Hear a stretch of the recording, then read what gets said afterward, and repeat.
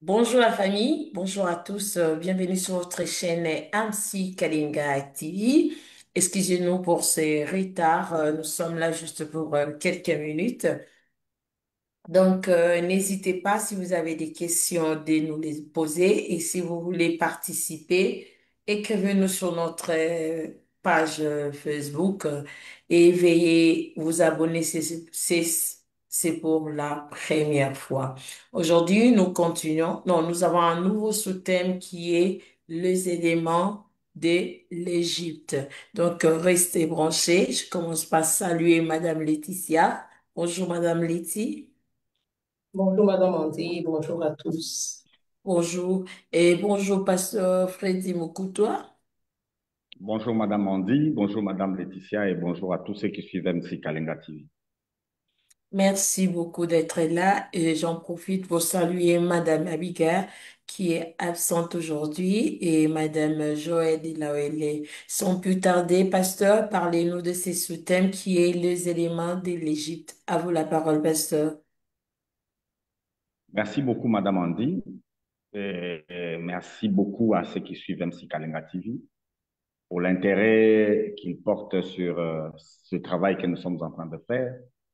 Et merci à tous ceux qui sont régulièrement sur le plateau avec qui nous échangeons et dont les questions sont pratiquement les questions des autres qui ne sont pas avec nous sur le plateau. Et quand nous répondons, ça atteint l'assentiment de plusieurs qui réagissent par la suite. Nous vous disons merci. Et nous commençons aujourd'hui un nouveau sous-thème. Nous sommes toujours dans les sacerdoces et nous sommes dans les éléments du sacerdoce. Et dans les éléments du sacerdoce, nous allons parler des éléments de l'Égypte. Nous avons touché aux éléments qui ont été trouvés au désert. Et maintenant, nous allons parler des éléments qui ont servi à mettre en place les tabernacles, mais des éléments avec lesquels le peuple est venu euh, avec de l'Égypte. C'est de ça que nous allons parler. C'est quelques deux ou trois directs. Nous allons toucher à ces éléments-là et nous allons donner aussi l'essence. Alors, pour reconnaître ou bien rejoindre ces éléments, nous pouvons lire Exode 25, du verset 1er au verset 7. Si vous pouvez nous aider, Madame Laetitia. Exode 25, 1 jusqu'à 7. Ok. On doit trouver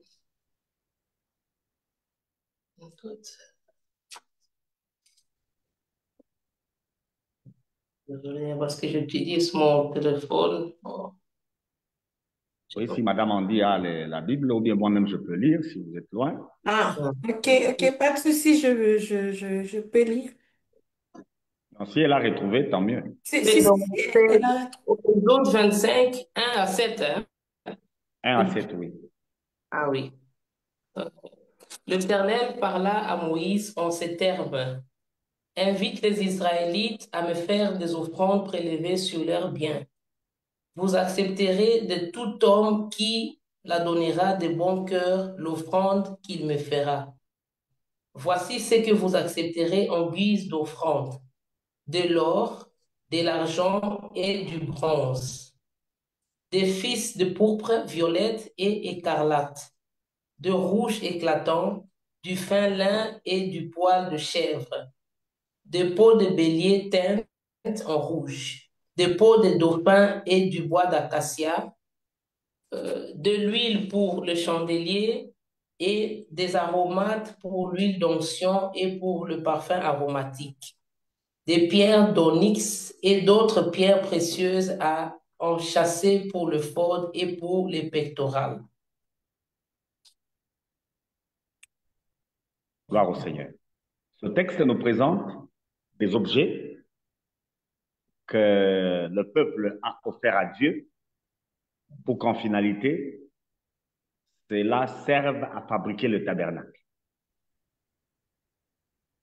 Alors, dans ces choses que nous venons de citer, ces éléments qu'on vient de citer, il y a l'acacia, dont on a déjà parlé, qui est un élément qui a été trouvé au désert.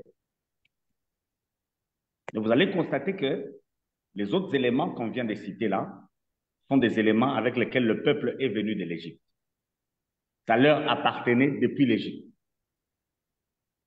Vous avez, par exemple, l'or, l'argent, le bronze ou l'airain, selon la version, de tissus bleus, des tissus pourpres, des tissus cramoisis et des tissus en fin lin retors, qui est le blanc.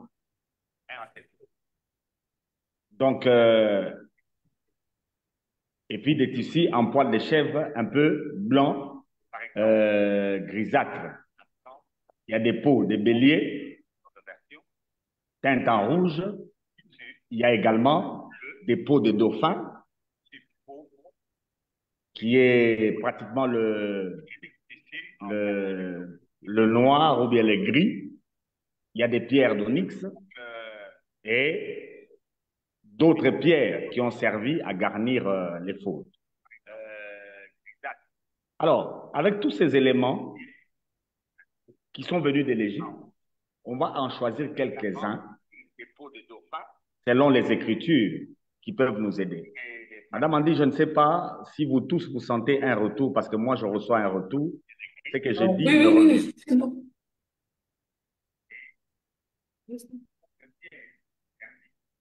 C'est bon? Oui, maintenant, je pense que ça va. Parce qu'il y avait un retour de tout ce qu'on disait qui revenait. Alors, Madame Laetitia, vous allez nous aider avec Exode 11, 1 à 3. Parmi ces choses qu'on vient de citer, vous allez constater qu'il y en a deux qui sont mises à l'écart. Dans Exode 11, versets 1 à 3. Exode 11, 1 à 3. L'Éternel dit à Moïse, je vais encore faire venir un fléau pour frapper le Pharaon et l'Égypte. Après cela, il vous laissera partir d'ici. Et même, il vous chassera définitivement de son pays. Va donc parler au peuple, que chacun demande à son voisin et chacune à sa voisine des objets d'or et d'argent. L'Éternel fit gagner au peuple la faveur des Égyptiens. Moïse lui-même était un personnage très respecté par les hauts fonctionnaires du Pharaon et par la population. Gloire au Seigneur. Les autres éléments qu'on a cités, nous allons les étudier pendant que nous allons étudier les objets qui ont servi au tabernacle et qu'on avait fabriqué, tels que l'arche, tel que l'autel d'or, tel que le chandelier et consorts, ainsi que le tabernacle lui-même avec ses teintures et ses toits. Nous allons y revenir à tous ces éléments, nous allons les étudier. Mais parmi les objets qui sont venus de l'Égypte, il y en a deux qui n'appartenaient pas au peuple, mais que l'Éternel avait demandé au peuple de demander aux autres, avec précision, à leurs voisins. Il s'agit de l'or et de l'argent. Le tabernacle, quand on va le construire, d'ailleurs, on appelle le tabernacle la tente d'or. Parce que si on regarde le tabernacle, il était en or pour la tente et à l'extérieur, c'était en argent. Alors, où est-ce que le peuple a trouvé l'argent? Où est-ce que le peuple a trouvé l'or? C'est en Égypte. Et c'était selon l'ordre de l'Éternel qu'il fallait demander des objets en or et des objets en argent. Le peuple ne savait même pas à quoi ça servira. Dieu a dit demander, et la Bible dit que l'Éternel a fait que les Égyptiens ont été favorables au peuple de Dieu en leur donnant ce qu'ils demandaient. Et qu'est-ce qu'il demandait? Il demandait de l'or, des objets en or et des objets en argent. À cette époque-là, bon, jusqu'à aujourd'hui, l'argent et l'or sont des éléments de valeur que personne ne peut donner à l'autre facilement. Mais ces deux éléments ont été accordés au peuple avec facilité parce que Dieu a fait trouver grâce au peuple auprès de leurs ennemis, les Égyptiens. Et c'était sur ordre de l'Éternel qu'ils sont allés demander ça. Quand il fallait construire les tabernacles, Dieu maintenant a fait une demande à Moïse pour dire au peuple de donner tous ces objets. Et ce sera là notre émission d'aujourd'hui. Nous allons partager autour de l'or et de l'argent. Mais déjà, si Madame Laetitia peut nous lire 1 Corinthiens 4, le verset 7, avant que je n'entre dans le fond de ce que nous allons dire.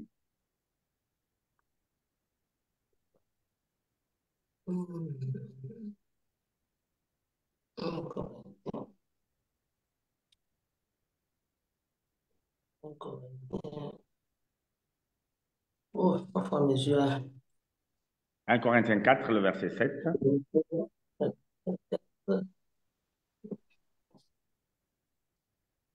Car qui est-ce qui te distingue? Qu'as-tu que tu n'aies reçu? Et si tu l'as reçu, pourquoi te glorifies-tu comme si tu ne l'avais pas reçu? Gloire au Seigneur. Dans ce contexte, Paul parle aux Corinthiens par rapport à leur orgueil lié à toute la richesse que Dieu leur avait donnée, à toute la prospérité qu'ils avaient. Et il leur fait comprendre que tout ce qu'ils ont, ils l'ont reçu. Et ils n'ont pas besoin d'être orgueilleux. Avant que je n'entre proprement dit dans l'étude de ces deux éléments qui sont venus de l'Égypte, j'aimerais tirer l'attention. L'or et l'argent que le peuple a donné à Dieu, c'est Dieu lui-même qui leur avait donné. Ça ne leur appartenait pas à eux. C'est Dieu lui-même qui avait donné. Maintenant, Paul dit ceci. Dans la relation que nous avons avec Dieu, avec l'Église, tout ce que nous avons, nous l'avons reçu. Et nous ne pouvons pas être orgueilleux pour ne pas retourner ce que nous pensons posséder, mais que Dieu nous a donné pour son œuvre. Bon, ce que nous devons comprendre, que tout bien matériel, corporel, spirituel que nous avons, Dieu nous l'a donné pour un but. Et le but en question, c'est son service à lui. Quand il en a besoin, nous devons donner. Et si nous donnons, il n'y a pas à s'enorgueillir. Il n'y a pas à dire que moi, je suis plus grand que les autres et je donne plus que les autres. Ce que vous donnez, c'est Dieu qui vous a donné. Ça ne vient pas de vous-même.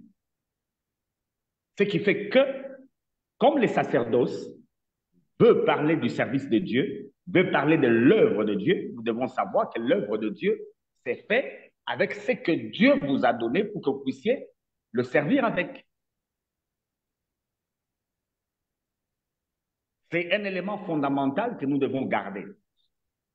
Et je vais répéter quelque chose que je disais l'émission passée, parce qu'il y a eu une question par rapport à ça, un peu à côté de l'émission. Nous devons savoir que la prière reste l'intercession. L'adoration n'est pas une prière, la louange n'est pas une prière, c'est une vie. Adorer, c'est être comme Christ. Louer, c'est dire ce que Christ nous a donné et ce que Christ a fait de nous. Ce n'est pas nécessairement une prière. Parce qu'on met l'adoration souvent dans la prière, souvent dans la chanson. Or, c'est une vie. On peut chanter pour adorer, tout comme on peut prier pour adorer, mais l'adoration n'est pas une prière. Et la louange n'est pas nécessairement une prière. Ça, j'aimerais y revenir parce que j'ai eu une question par rapport à ça. La prière que Dieu veut, c'est l'intercession. C'est que nous puissions prier pour les autres. Maintenant, pour servir l'Éternel, nous devons le servir avec tout ce que nous avons, en sachant que ce que nous avons, c'est lui qui nous a donné. Si lui n'avait pas agi, nous n'aurions pas ce que nous avons, à commencer par notre être.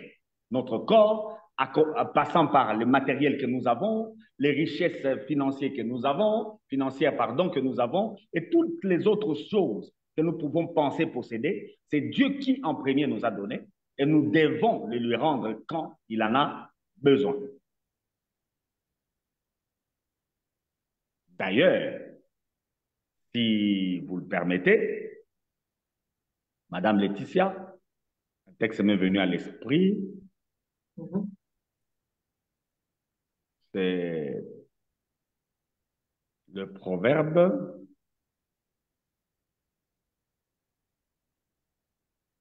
3, verset 9.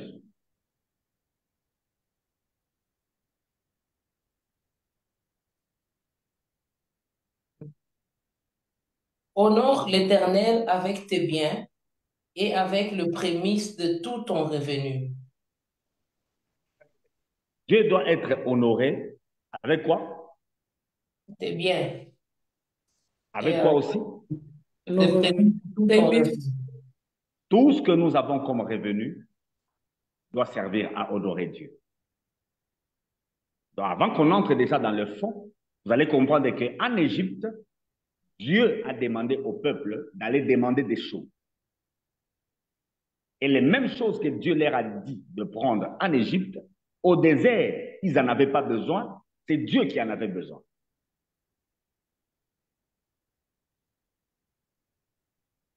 Si l'Égypte est l'image du monde, avant votre conversion, vous avez gagné beaucoup de choses.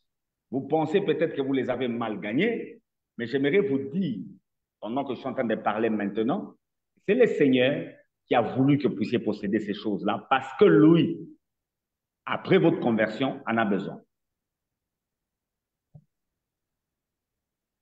Et il ne doit pas y avoir même de l'orgueil quand il faudra utiliser ces choses pour l'intérêt du royaume. Alors, quand nous parlons du sacerdoce, nous devons avoir ça en conscience.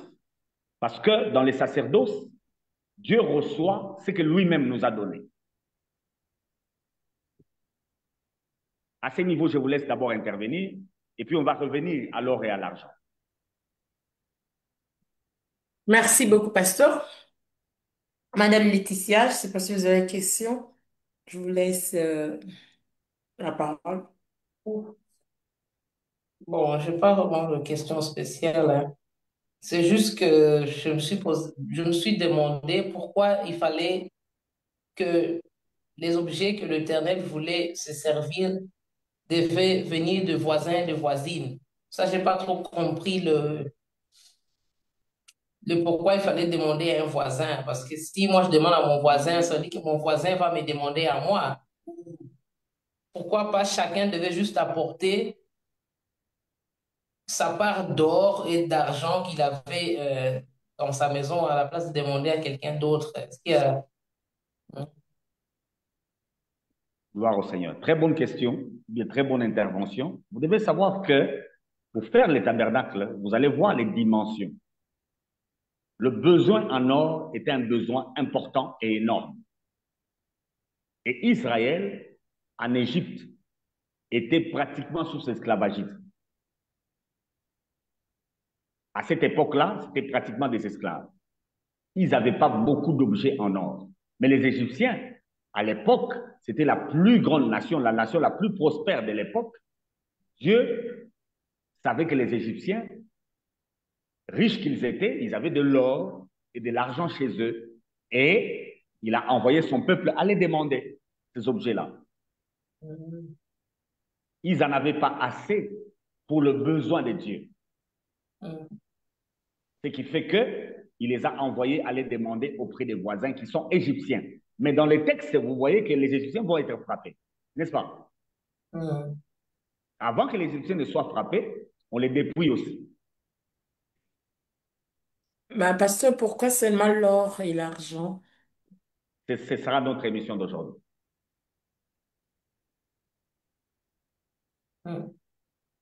L'or et l'argent, ça sera notre émission d'aujourd'hui, parce que ça a été décalé. Et je vous laisser d'abord intervenir dans cet aspect-là. L'Égypte, c'est pratiquement l'image du monde. L'Égypte, c'est l'image du monde. Mhm. Parce qu'il y a des gens qui pensent que quand on est dans les sacerdoces, on sert Dieu, rien de ce qui est du monde ne doit entrer, n'est-ce pas? Mhm. On dit que les sacerdoces, c'est saint, n'est-ce pas? Ouais. Et rien de ce qui est du monde ne peut entrer. Vous vous trompez, il faut bien lire la Bible. Il faut bien lire la Bible. C'est Dieu Donc, qui a créé le monde entier. Donc tout ce qui est dans ce monde ici doit le servir. c'est vrai. Mhm. Et la Bible nous dit ceci, ce sont les païens qui passent le temps à chercher le matériel. Mhm. Maintenant, vous qui êtes chrétiens, ce que les païens ont cherché là, vous devez les prendre et l'utiliser pour l'œuvre de Dieu. Comment? En leur demandant, ou bien en prenant aussi des forces. Mhm. En prenant des fausses pasteurs, expliquez-vous. Comme ce que Les textes, Jésus a fait. les textes ici, les textes ici le montrent clairement que ces gens-là n'avaient Mhm. pas la volonté de donner, mais c'est Dieu qui a mis le cœur pour qu'ils Oui, donnent. il donne, oui. Quand l'Éternel en a besoin, vous venez de le dire, avec l'anneau qui était attaché, qui n'appartenait pas à Jésus, Mhm. mais il était écrit que Jésus entrerait à Jérusalem monté sur un anneau sur lequel personne n'est jamais monté. Il y a une question de mon frère Daniel et juste que je salue. Mhm. Il dit ceci, le pasteur a dit que nous devons utiliser les biens que nous avons pour l'honorer. Maintenant, comment utiliser ces biens pour honorer Dieu dans de meilleures conditions? Pour savoir les conditions. Merci beaucoup. C'est pendant qu'on sera en train d'échanger que je crois la réponse à cette question viendra. Comment il faut utiliser? Pourquoi il faut utiliser? Au tabernacle, c'était pour construire les sanctuaires. Et nous, les sanctuaires aujourd'hui pour nous, c'est l'Église. Alors nous devons utiliser tous les moyens possibles pour gagner les âmes et pour former des disciples afin que l'Église du Seigneur puisse grandir. Et les moyens que nous devons utiliser peuvent être matériels, physiques et spirituels. Mon avis, avec l'Égypte et Israélite, c'était seulement les moyens matériels qui a plus demandé, hein. C'est l'Ancien Testament. L'Ancien Testament, c'est l'ombre. Et dans l'ombre, tout est matériel. Même le tabernacle est matériel.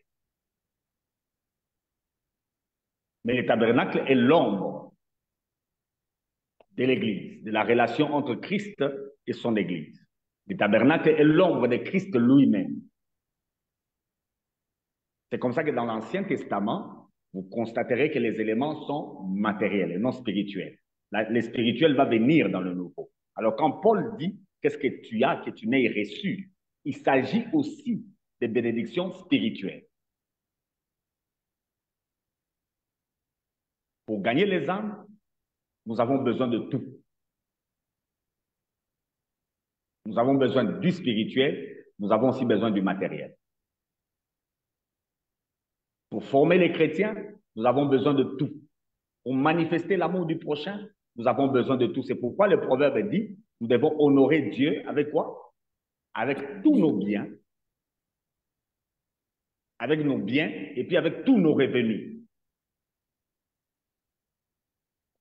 Donc, Daniel, le juste doit savoir que l'Ancien Testament est l'ombre. La réalité, c'est dans le Nouveau. Et dans l'ombre, tout est matériel. Et aujourd'hui, nous, ce n'est pas le matériel que nous regardons, c'est le spirituel sur lequel nous sommes en train de voir. C'est pourquoi nous allons ressortir ces deux éléments, l'or et l'argent. Il y avait des teintures, il y avait du fin lin rétor, des étoffes en fin lin rétor, il y avait différentes pierres, d'onyx, le diamant et consorts. Mais Dieu, pour demander, il n'a pas dit qu'on demande les diamants. Il n'a pas dit qu'on demande l'onyx. Il n'a pas dit qu'on demande des étoffes. Il a dit qu'on demande l'or et l'argent. Il y a un but à cela. Parce que c'est avec de l'or qu'on va faire pratiquement le tabernacle. Et à l'extérieur, c'est avec de l'argent. Vous pouvez nous révéler ce but-là, pasteur? OK. Déjà, par rapport à l'or, dans l'ancien, vous n'avez pas posé beaucoup de questions sur les premiers éléments, mais c'était important que vous posiez des questions par rapport à ça. J'ai dit ceci. Dieu permet que le païen cherche le matériel parce que c'est son souci. Mais quand le païen va gagner tout ce qu'il va gagner, c'est pour vous, en tant que chrétien, qu'il la cherche. Si vous ne prenez pas, vous Parce que passez à côté. là, C'est une erreur de votre part. on va traîner beaucoup parce que si nous entrons dans des versets bibliques, nous voyons que deux fois, c'est vrai, vous allez bien dire c'est l'Ancien Testament, mais nous parlons de l'Ancien Testament, mais non. On demande de se séparer avec eux. On demande qu'on a dit qu'il n'y a pas de relation avec eux. Pendant que on doit être avec eux, on doit manger ce qui est à eux. Pendant qu'on critique même le corbeau, ce qu'il a mangé, on donne des significations et tout ça, mais je ne sais pas comment tout ce que le Seigneur veut nécessairement que nous puissions avoir dans le main de gens que nous appelons le païen. Mm. Déjà, pour évoluer, je peux vous donner un élément, c'est que Jésus, qui est Emmanuel, la présence de Dieu, est venu dans un corps. Quel corps? Physique. Non, Du péché. du péché. Ouais, dans ce corps du péché. La présence de Dieu. Emmanuel, Dieu parmi les hommes, c'était un corps du péché. C'était quelque chose du monde qu'il a utilisé pour être ces sanctuaires qui étaient dans le monde. Donc, par rapport au sacerdoce, je suis en train d'insister. Quand il s'agit du sacerdoce, il y a des éléments qui sont venus de l'Égypte qui ont servi à faire les sacerdoces et les sacerdoces étaient saints. Euh, C'est ça le problème. Donc, ça veut dire, Moi, je pense tellement que parce que de toute façon, l'or et l'argent appartiennent à Dieu, hein.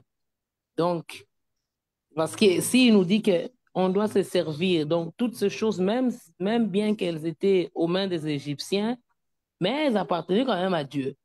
Parce que mais, donc, il peut oui, en tout moment se servir de ce qui lui appartient. Peu importe la provenance, si ça provient d'un marabout ou quoi, si c'est pour faire l'œuvre de Dieu, donc ça dit que lorsqu'il arrive dans la présence de Dieu, la chose n'est plus considérée comme nous, on peut le voir peut-être. Dieu voit ça autrement. Hein. parce que c'est comme si, en disant c'est là, c'est comme si nous autorisons, comme on dit, les gens qui amènent des dîmes qui arrivent n'importe où. Une peut-être qui fait l'impudicité, qui amène l'argent à l'église, donc on doit continuer à permettre qu'il continue de le faire et à prendre l'argent pour lui, parce qu'il peut dire que je sers aussi Dieu avec mon argent, pendant que nous Les savons. voisins, les voisins de l'Israélite, là, on vous a donné sa nature, qui a donné l'argent et l'or. Ah non, Non, On vous a dit qui il non, était et qu'est-ce qu'il non, faisait. non. non. C'est ça Et le les problème. objets, et les objets en or qu'on prenait, Oui. en argent aussi qu'on prenait. Vous pensez que ça Mhm. servait à quoi? Ah, on ne sait pas. Il y a des objets qu'ils utilisaient dans l'idolâtrie, qu'ils ont donnés. Mhm. Je pense bien aussi. C'est pas la provenance qui compte. Bon, je sais pas, hein, parce que si on doit commencer à voir, avant de recevoir l'argent, voir d'où ça provient, je pense qu'on va plus toucher. Parce que même le salaire qu'on nous paye au travail, on ne sait pas d'où ça vient. Mais c'est vrai qu'on les mérite. Donc, c'est-à-dire que l'or et l'argent appartiennent à Dieu. Il mérite ça. Peu C'est importe d'où ça vient. c'est On différent de ne on pas sait, hein. savoir la provenance que de le savoir. Donc, les spirituels, selon toi, passent par ce que tu sais et ce que tu ne sais pas. Donc, Mais, Dieu, si quelque chose était mauvais pour Dieu, si tu sais, ou bien si tu ne sais pas, mais Dieu sait, dans le programme a dit que Pasteur Jean, un disciple qui continue à l'impudicité, ses disciples à chaque fois lui ton demandent. disciple ne peut pas être dans l'impudicité.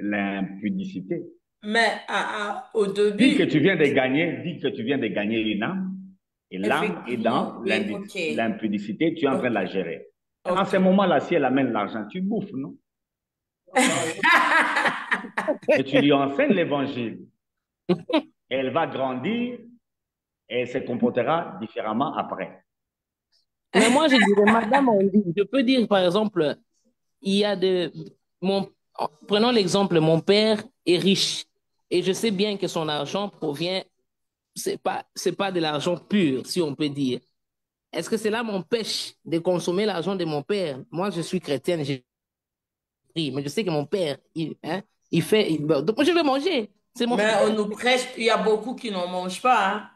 Dans la Ah vie bon? reçue, tu sais, oui. C'est la raison d'être de cette émission pour que nous Ah, puissions nous entraider, pour que nous puissions comprendre. Il s'agit ici du sacerdoce. Mais Dieu demande qu'on aille prendre l'or et l'argent chez les voisins qui est un Égyptien. Et l'Égyptien en question dans le texte est sous la condamnation de Dieu. Mais c'est lui qui donne les éléments capitaux qui vont faire les sacerdoces.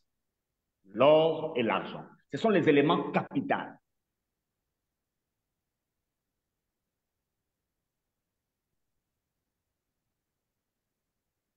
Si les tabernacles est l'image de Christ, sachez-le que Christ est entré dans ce monde en prenant le corps du péché.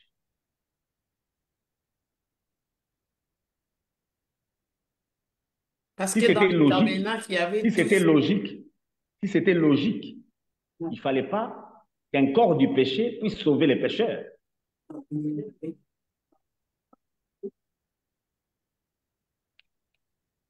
Par rapport à ce que nous enseignons dans les églises, nous enseignons comme si il faut un homme saint dans le sens qui n'a plus de péché, qui n'a pas le corps du péché pour sauver les autres.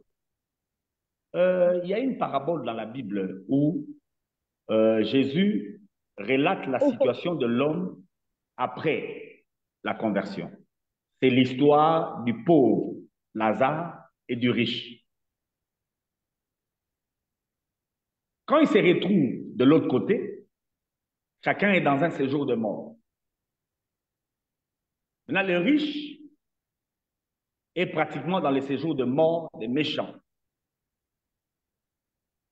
Alors, le riche qui observe Lazare dit à Dieu, dit à Abraham, pardon, il dit à Abraham, Père Abraham, si tu peux demander à ce que Lazare rentre pour informer mes frères, afin qu'ils changent de comportement pour qu'ils ne viennent pas ici souffrir, comme moi je souffre. Mais la réponse du Père Abraham dans la parabole est que qu'ils écoutent les prophètes. Parce que même si un homme ressuscité d'entre les morts et qu'il rentrait leur parler, ce n'est pas ça qui permettra qu'ils puissent écouter. Que eux écoutent seulement les prophètes avec qui ils sont.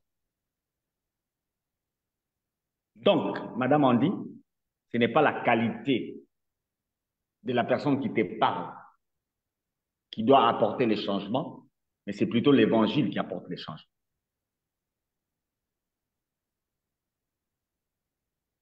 C'est l'évangile qui apporte la conversion.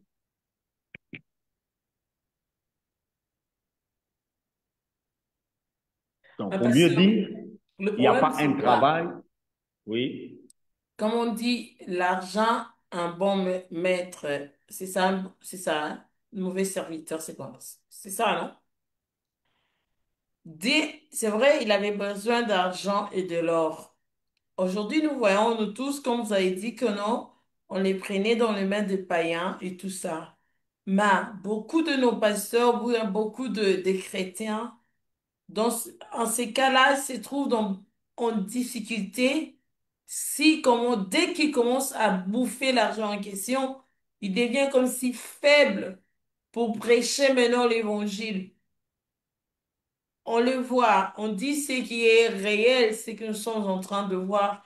Donc, pendant qu'on a un partenaire, comme on dit dans les églises, des partenaires là, c'est comme si, pourquoi vous, le pasteur, ça devient quelque chose de difficile, même si ils font du mal, à leur reprocher ou bien à leur parler de l'évangile comme c'est doit. nous sommes en train d'étudier pratiquement le sacerdoce. L'or et l'argent qu'on a pris a servi à fabriquer les tabernacles. Mais Donc, quand vous parlez, quand vous prenez, ça doit servir à l'œuvre de Dieu. Ce n'est pas dans le, votre cupidité, Ce n'est pas dans votre cupidité que vous irez prendre les choses entre les mains des païens. Non. C'est pour servir l'Éternel. Si c'est pour servir l'Éternel, jamais vous allez vous diminuer par quelqu'un qui a donné pour l'œuvre de Dieu. Mais qu'est-ce que vous appelez l'œuvre de Dieu, pasteur, dans ce C'est sens-là? croire à la personne que Dieu vous a envoyée. Et alors? Donc, Dieu c'est m'a la envoyé personne qui un doit les enfant, bouffer. Dieu m'a envoyé un enfant pour lesquels je dois payer les minervales pendant que je n'ai pas l'argent. Mais j'ai un voisin occultiste qui a beaucoup d'argent. Je fais comment? Demander. Je vais là-bas, je vais demander. C'est mon voisin.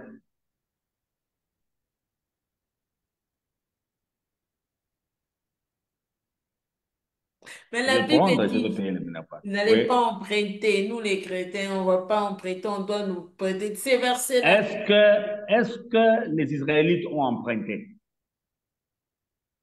non, ils ont pris. Ils ont demandé et on leur a donné et Dieu dit, enfin l'Écriture, Moïse écrit que Dieu a fait trouver la faveur au peuple envers les Égyptiens et Moïse lui-même était un personnage respectable. Comme c'est lui qui poussait à ce qu'on demande, les Égyptiens ont donné. Alors ça, c'est lié à l'ancienne alliance. Dans la nouvelle alliance, tout devient spirituel. Je suis en train de noter quelque chose qui est dans la tête de beaucoup de personnes. Il n'y a rien, alors rien de souillé ou bien d'impur quand il s'agit de la nouvelle alliance. Ouais. Quand il C'est-à-dire, s'agit du sacerdoce, il n'y a rien d'impur. Tout peut servir pour le sacerdoce. Tout, sans exception. expliquez-vous. C'est ce qu'on va expliquer avec l'or et l'argent. L'heure déjà avance, hein, pasteur. Vous avez que 15 minutes. J'ai dit qu'on a 3 émissions sur lesquelles on va parler de ces sujets. C'est pourquoi je me suis attardé sur cet aspect-là.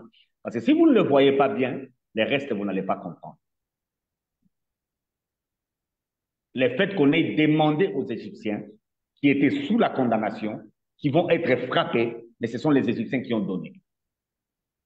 Et les éléments que les Égyptiens ont donnés, c'est ça qui fera les tabernacles. Tous les autres éléments, ce n'est pas vraiment ça qui fait les tabernacles. Ce sont ces 2 éléments, l'or et l'argent. En fait, qu'est-ce qui va se faire? Nous avons étudié les bois d'acacia. C'est avec le bois d'acacia qu'on a construit pratiquement tout. Les planches de la tente, les planches de l'enclos, l'autel d'Holocauste, l'autel de parfum, la table de pain des propositions et l'arche elle-même, tout est fait en acacia. Mais après, le bois d'acacia va être plaqué d'or pour les objets qui sont dans le sanctuaire et va être plaqué d'argent pour les objets qui sont en dehors du sanctuaire. Donc, on va les plaquer d'or pour tout ce qui est dans la maison, dans la tente, et pour tous ceux qui sont en dehors, au niveau de l'enclos, ou bien dans le parvis, on va les plaquer d'argent. Et à l'exception de l'autel d'Holocauste qui sera plaqué de bronze, d'airain.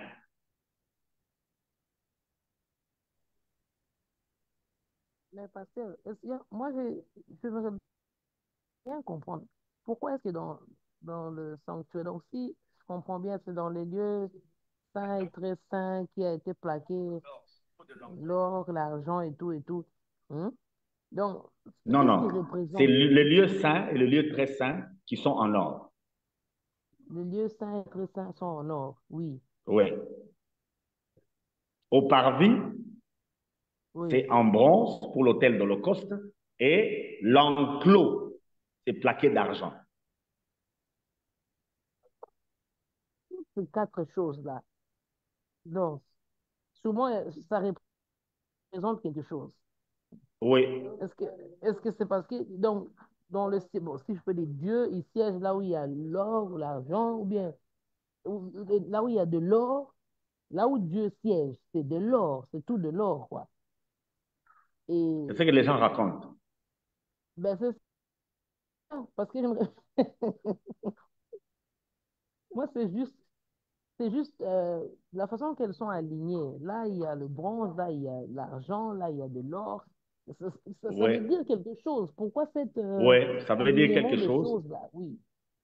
Ça veut dire quelque chose. Déjà, l'or, c'est pratiquement l'image même de la divinité. Hum, C'est l'image de la divinité, c'est l'image de la royauté, c'est l'image du pouvoir, c'est l'image de l'autorité, de la pureté, de la sainteté, l'or. Le bois d'acacia, vous avez vu, c'est une plante qu'on a tirée au désert, n'est-ce pas? C'est pratiquement l'image du corps humain qui sort du désert. Mais on les plaque d'or, c'est-à-dire on les rend saints, on les rend divins, on les rend purs.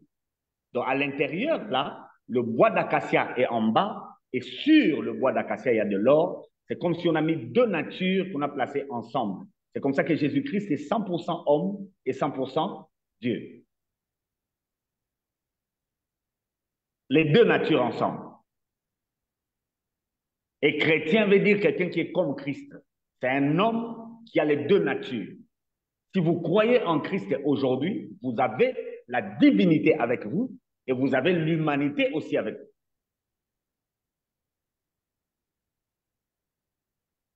On les verra bien quand on va voir le lieu saint, le lieu très saint. Mais aujourd'hui, avec l'or, sachez que l'or symbolise bibliquement la divinité, le pouvoir, la royauté, la sainteté, la pureté.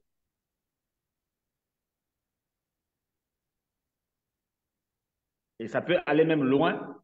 Ça symbolise aussi l'illumination. Parce que quand on regarde l'or, avec la lumière qu'on mettra dedans, l'or fait comme si l'or brille. C'est symbole aussi de l'illumination. La lumière.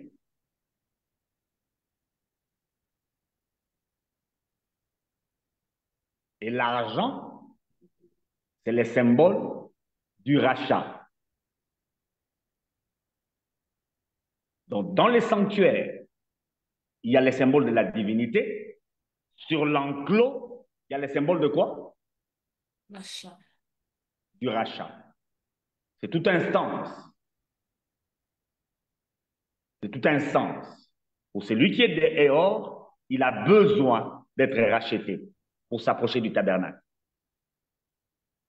Pour celui qui est déjà à l'intérieur, parce qu'il est déjà racheté, lui, il a la divinité avec lui, il a l'illumination avec lui, il a le pouvoir avec lui, tout pouvoir m'a été donné. Et c'est pourquoi il vous donne. Maintenant, ces deux éléments, où est-ce que Dieu l'a pris? Chez les païens. Le païen. C'est dire quoi? Qu'est-ce qu'il voulait nous enseigner? Avec quoi est-ce que Jésus nous a rachetés? Le sang. Avec son sang, Où est-ce qu'il a trouvé le sang? son propre sang. Où est-ce qu'il l'a trouvé? En lui. Si on dit son propre sang, c'est-à-dire qu'en lui-même, Lui, il est Dieu. il est Pour aussi en avoir le sang, qu'est-ce qu'il devait faire? être Mais homme. parce Devait qu'il est porter, venu étant euh, qu'un homme. Effectivement, c'est pourquoi je vous ai posé la question, où est-ce qu'il a trouvé le sang? Est-ce que Dieu a le sang? L'homme, un homme, C'est Il Dieu, l'a trouvé Jésus dans l'homme. l'humanité. Il l'a trouvé dans l'humanité. l'humanité. Il y a beaucoup de gens qui ne croient pas en Jésus parce que Jésus était un homme.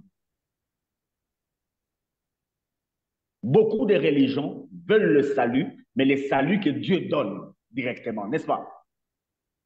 Oui. Le Dieu saint donne ça. Beaucoup n'acceptent pas que le salut doit venir d'un homme.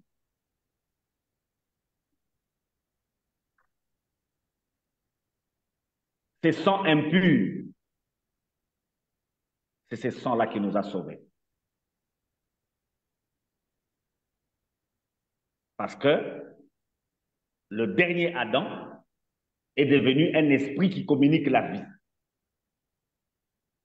Il est réellement né de Marie, Il a vécu comme un homme et il est mort comme tous les hommes meurent.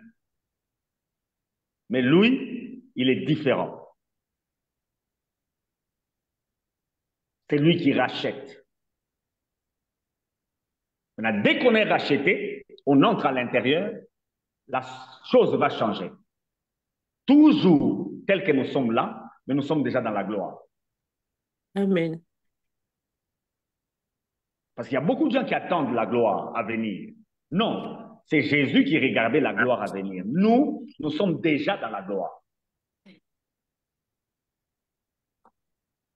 Nous sommes un mystère tel que nous sommes là, nous qui appartenons à l'Église. Et vous qui me suivez, qui n'êtes pas de l'Église, vous devez entrer pour comprendre ce que j'ai dit. Mais vous Amen. pouvez voir l'or au tabernacle, que c'est lui qui entrait dans le lieu saint ou bien dans le lieu très saint. C'est celui-là qui voyait l'or. Quiconque n'entrait pas là-dedans ne pouvait pas voir l'or. Ne pouvait pas voir cette beauté-là. Parce qu'au-dessus, il y avait la peau de dauphin qui couvrait les sanctuaires. Je vais vous le montrer prochainement.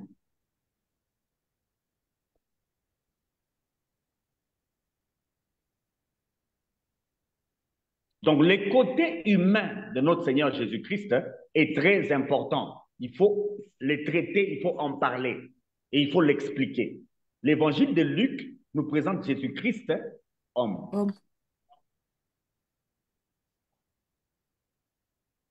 Il y a des gens qui ont peur de dire ce que Jésus faisait. Certainement, la Bible n'est pas un livre d'histoire, mais la Bible nous montre Jésus qui dormait. Il y a des chrétiens qui ont difficile à accepter ça. Mais comment ça s'il dormait dans la barque? Non, mais il y a des chrétiens qui ont difficile. Ils vont t'expliquer des choses en disant que lui, même s'il dormait, il était Dieu, il comprenait les choses. Non, c'est un homme qui dormait. Il y a des versets bibliques qui posent problème, même aux chrétiens aujourd'hui. Quand on appelle Jésus bon, il dit il n'y a que Dieu qui est bon. Il répond comme un homme. Parce qu'il était un homme. Il y a des gens qui expliquent à la croix ce qui s'est passé à la croix. Il y a même des gens qui racontent que Jésus n'a jamais tété les mamelles de Marie. Si vous dépouillez à Jésus son humanité, le salut, le rachat n'est plus possible.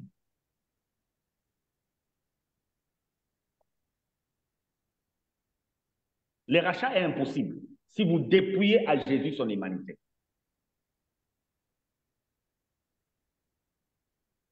Et l'Église, c'est sur cette terre que l'Église doit manifester la gloire de Dieu. Il ne faut pas amen. attendre quand on sera au ciel. C'est ici, maintenant, que l'Église doit manifester toute la gloire de Dieu. Amen.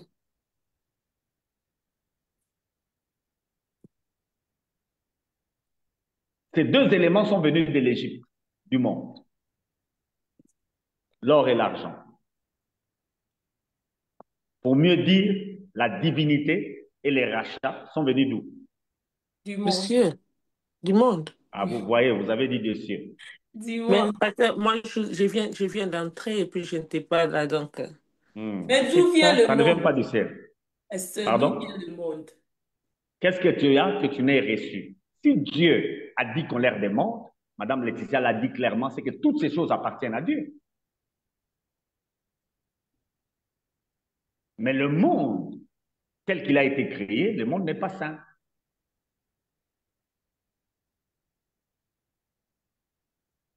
Merci beaucoup, Pasteur Freddy Bokoutoua. Merci à Madame Abigail. Malgré ses efforts, tous ses efforts qu'il a. Merci pour tous les efforts que tu as fournis pour être là parmi nous. Et merci aussi à Sœur Laetitia. Et je remercie aussi notre frère Daniel le Juste, sans oublier le frère Franck qui nous suit aussi souvent. Et à tout le monde, à tous ceux-là aussi que je n'ai pas pu citer leur nom, que Dieu vous bénisse de là où vous êtes. Donc, pasteur, nous sommes arrivés à la fin de notre émission pour aujourd'hui. Et si vous avez un mot de la fin ou bien quelqu'un qui a une dernière question, je vous laisse la parole. Je sais pas, Madame Abigail, si vous avez, malgré que vous êtes venu en retard, si vous avez une dernière question, je vous laisse Mhm. la parole. Non, merci, Madame Andy. Je n'ai pas de questions. Si j'en ai, je vais envoyer après avoir Merci. refusé la vidéo. Merci beaucoup, Madame Abigail, que je vous bénisse. Madame Laetitia, Non, Madame Andy, je n'ai pas de questions. Non, ça va. merci beaucoup, Madame Letty, et Pasteur Reddy Mukutoa, votre mot de la fin pour aujourd'hui. Merci.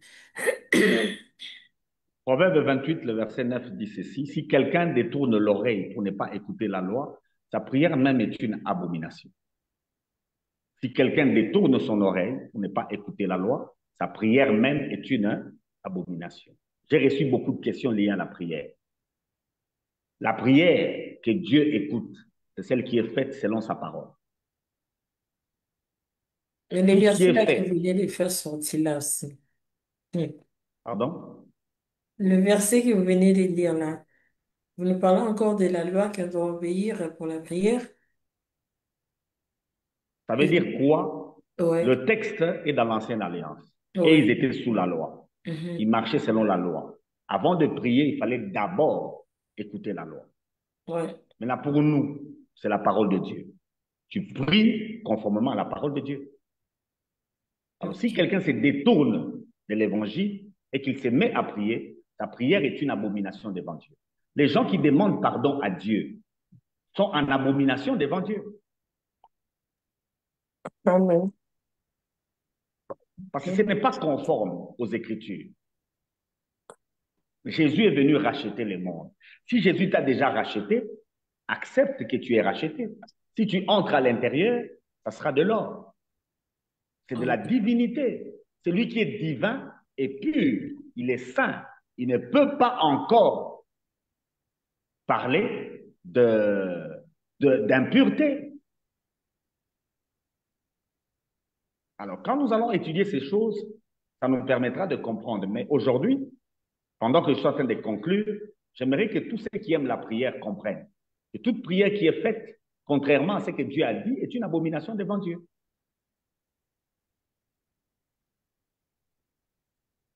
Merci beaucoup, Pasteur Prédi, et merci à tous les amis de MC Kalinga TV. N'hésitez pas de partager la vidéo et de vous abonner et d'abonner aussi sur votre chaîne YouTube MC Kalinga TV. Soyez bénis, on se voit la prochaine. On se voit le vendredi. Que Dieu vous bénisse. On est ensemble, famille. À la prochaine. Bye bye. Bye. Bye.